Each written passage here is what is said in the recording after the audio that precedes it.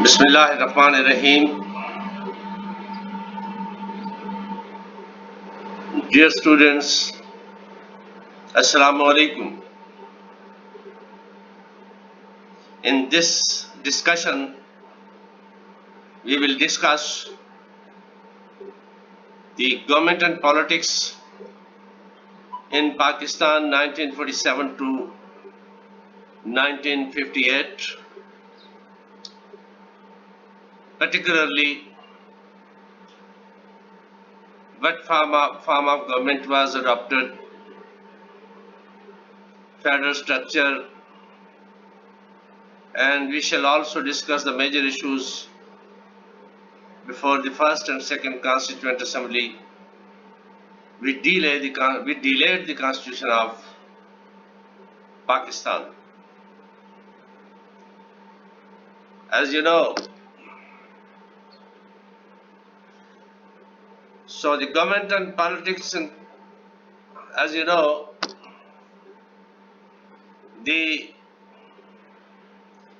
first thing, the newly constituted government and Constituent Assembly adopted the federal structure for the state. So this was a demand of the Muslim leadership since long, a long-awaited demand, and this was considered best suitable for the emerging state, Pakistan. So in this East Pakistan, this was comprised by 5 provinces and tribal areas, federally administered tribal areas. So East Pakistan, 1 province, while in the second group, West Pakistan was comprised by 4 provinces, province of Punjab, NWFP, presently KPK, Sindh, Balochistan, and princely states, for example, Bahawalpur, Khairpur Miras, Ballat, Chitral, Sawat, etc., etc. These states were also there.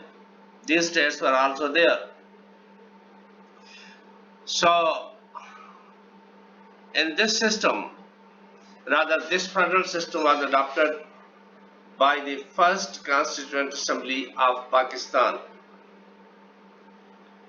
We shall discuss in next the major problems.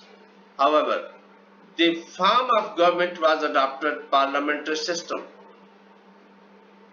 because the people of subcontinent were already associated with this system.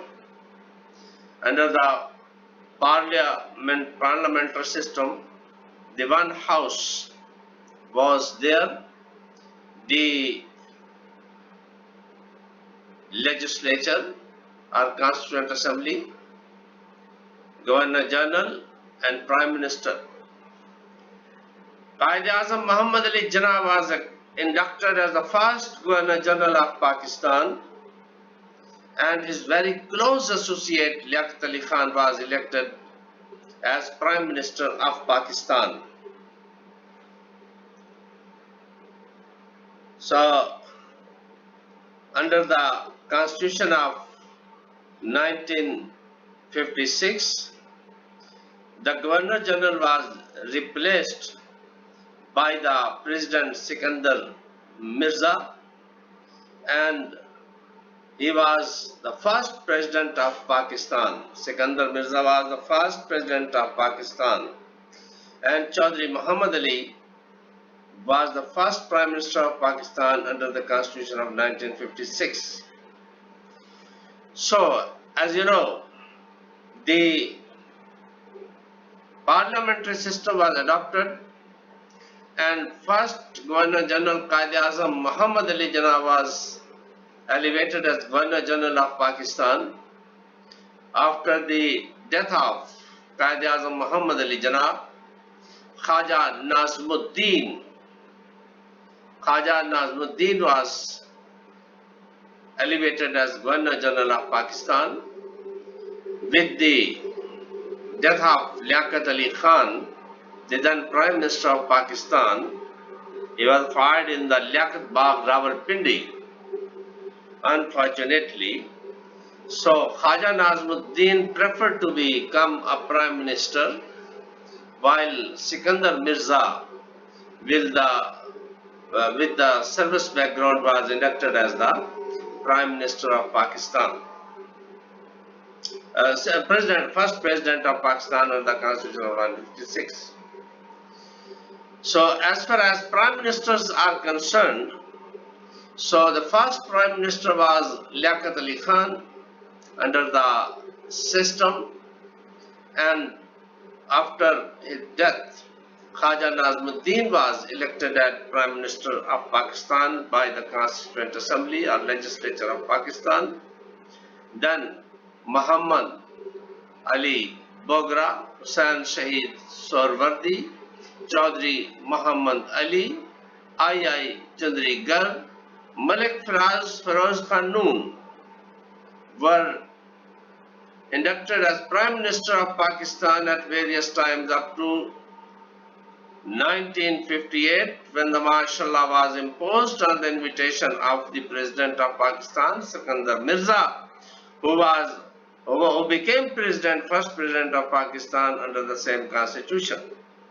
This was a brief parliamentary history of the Pakistan. So at this time, system was strangulated by the feudal lords, civil bureaucrats, and military bureaucrats. So the major issue which delayed the Constitution of Pakistan, or which created hindrance in the way of the government of Pakistan, that was like that. Number one, the East and West, East Pakistan was 1,000 miles away from the West Pakistan.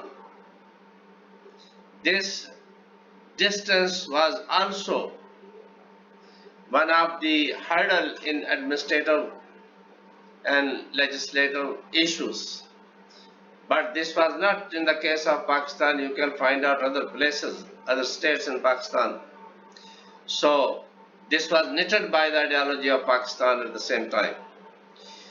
Second, East Pakistan was a single unit, while West Pakistan was divided in provinces and princely states. So unfortunately, there was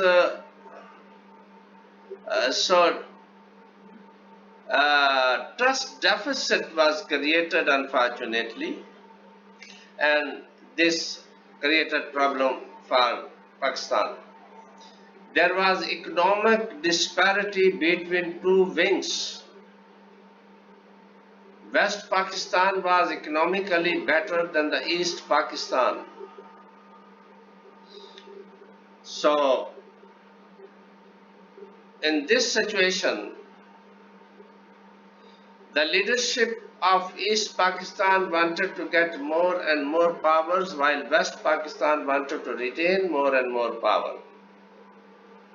Leadership of the East Pakistan was of the opinion that they should be given weightage according to the population, while West Pakistan leadership was of the opinion that they should be given weightage according to the area and by considering the other factors. So this controversy was created by the disgruntled politicians, unfortunately, at that time. So economic disparity, this was also one of the major issues.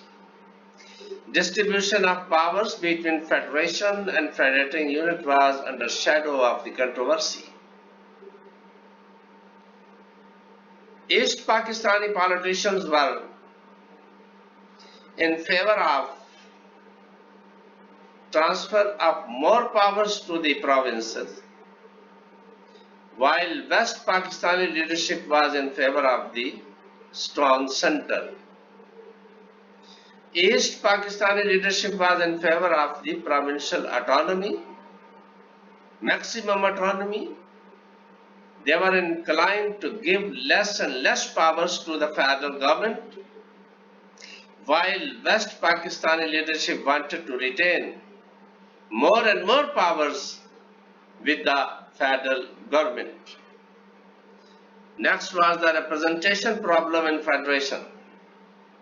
East Pakistani leadership desired that the representation should be given according to the population, while West Pakistani leadership was of the opinion that the area should be given weightage.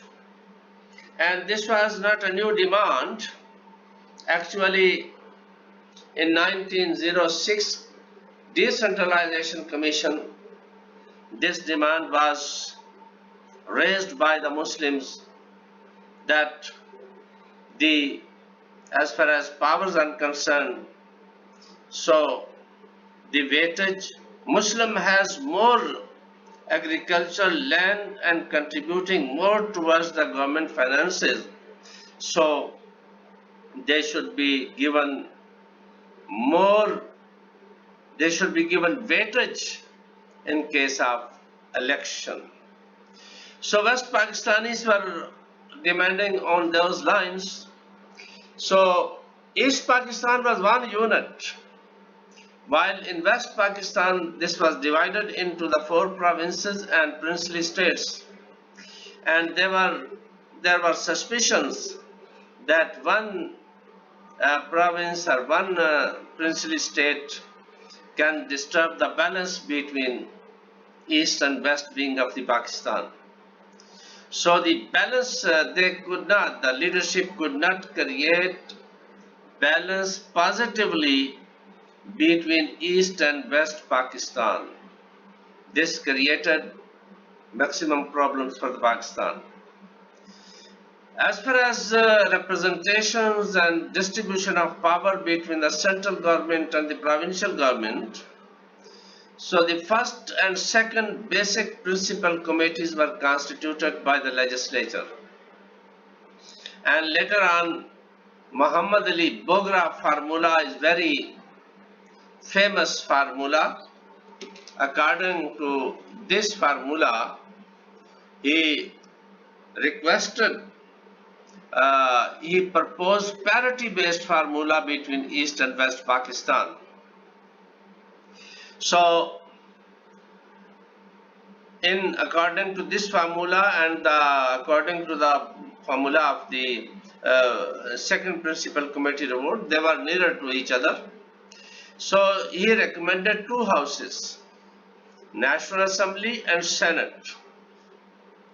So, for the Senate, 50 seats, and for the National Assembly, 300 seats. In 300 total seats, 350. In case of National Assembly, he recommended the representation should be given on the basis of population,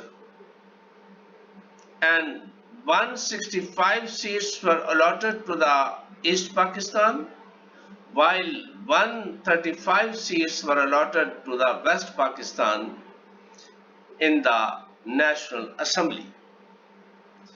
So, on the other hand, in the Senate, the representation was given to the provinces. So, there were 50 seats. 10 seats were allotted to the East Pakistan, while 10 seats for each provinces in the West Pakistan. It means 10 seats for each province were allotted. 10 for the East Pakistan, 10 for the Sindh, 10 for the NWFP, presently KPK, 10 for Balochistan, and 10 for the Punjab, and the princely states were accommodated in this. So in this way, East Pakistan was allotted 40 seats in the Senate, 135 seats in the National Assembly, and total seats were 135 and 40, that number was 175. While in case of East Pakistan, they were given or allotted 165 seats in National Assembly, while 10 seats in the Senate. So representation in the Senate. So it means they got 175 seats. Both the houses were given reasonable powers. So this formula was given by Muhammad Ali Bogra. So ultimately, however, this was one of the reasons of delay in the constitution of Pakistan.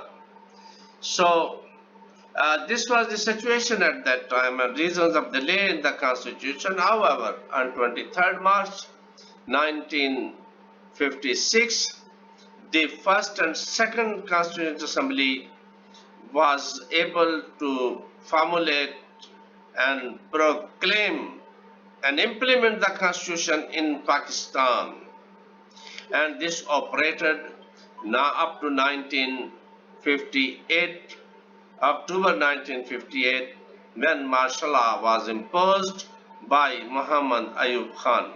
During this, three important, rather you can say, we can segment the political elite in three.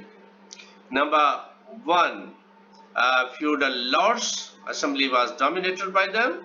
Number two, civil bureaucrats. Number three, military bureaucrat.